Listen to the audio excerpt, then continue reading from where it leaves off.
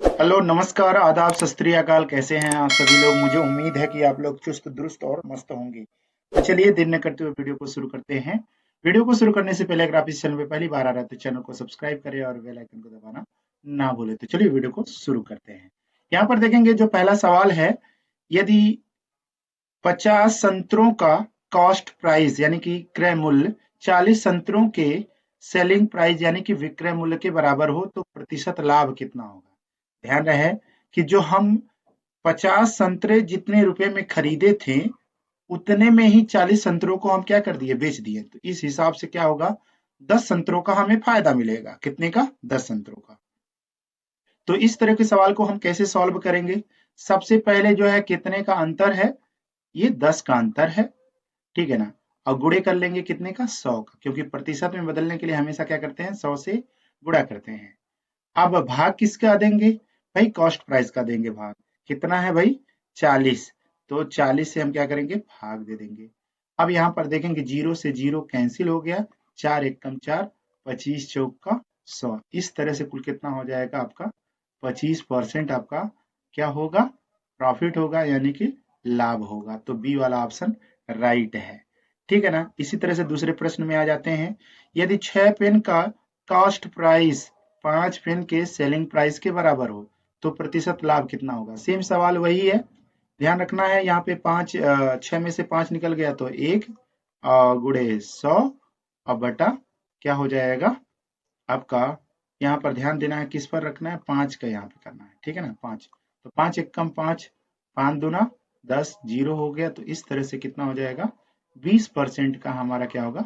Profit होगा, लाभ होगा, ठीक है ना। चलिए आ जाते हैं तीसरा प्रश्न में। थोड़ा सा तीसरा प्रश्न आपके दिमाग को घुमा देगा, लेकिन इसको अगर ध्यान से देखेंगे तो ये भी समझ में आएगा कि सेम टू सेम वही पहला सवाल ही है। 10 आम का सेलिंग प्राइस यानी कि विक्रय मूल्य कहीं ना कहीं 12 आम के जो है कॉस्ट प्राइस यानी कि क्रय मूल्य के बराबर हो रहा है। जितने में हम 12 आम खरीदते हैं उतने में 10 आम बेच देते हैं। इसका मतलब हमारा क्या हो रहा है, जो है फायदा ही हो रहा है। तो हमें क्या करना है, हमें ध्यान देना है कि जो है कितने का अंतर है? 2 रुपए का अंतर है, 2 आम का अंतर है, गुणे 100 और बटा में क्या रख देंगे आप? ये वाला 10 रखेंगे, क्योंकि ये लास्ट में लिखा था और ये यहाँ पे पहले लिखा था। तो बस यही करना है, 10 यहाँ पे कर लेना है। ये जीरो से जीरो कैंसिल हो गया। इस तरह से 10 दूना क्या हो जाएगा? 20। 20% क्या होगा? प्रॉफिट होगा, ठीक है ना। यानी कि कौन सा ऑप्शन सही होगा? बी वाला हमारा ऑप्शन राइट हो जाएगा, ठीक है ना। चलिए आ जाते हैं चौथे प्रश्न पे। कह रहा है 8 वस्तुओं का कॉस्ट प्राइस 10 वस्तुओं के सेलिंग प्राइस के बराबर है, ठीक है ना। ये कंडीशन समझना जरूरी है, ठीक है ना। यहाँ पर 8 वस्तुओं को जितने में खरीदा गया उतने में ही 10 वस्तुओं को बेच दिया गया, यानी कि क्या हो रहा है यहाँ पे? हानि ही हो रहा है। तो हमें करना क्या है, ध्यान देना है कि कितने का अंतर है आपका। इसमें अंतर कितने का? 2 का है। तो 2 गुणे क्या कर लेंगे? 100। अब बटा में क्या लिख देंगे? 10। तो ये जीरो से जीरो एक कैंसिल हो गया। इस तरह से 10 दूना कितना हो जाएगा? 20% का क्या होगा? हानि होगा, ठीक है ना। तो पहला ऑप्शन हमारा राइट होगा, ठीक है ना। इसी तरह से पांचवें प्रश्न में आ जाते हैं।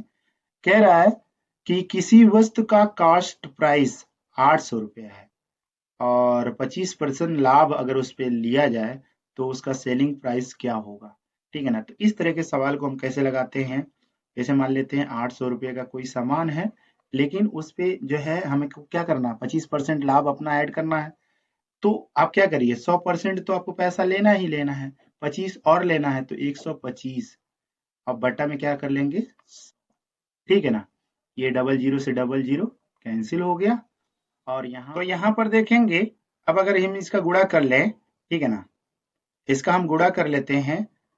5 40 को सुन्ना कैरी मिल गया 4, 8 दूना 16, 4 20 को सुन्ना कैरी मिल गया 2, 8 एक कम 8, ठीक है ना, 8 दो 10, ठीक है ना। कितना हो जाएगा?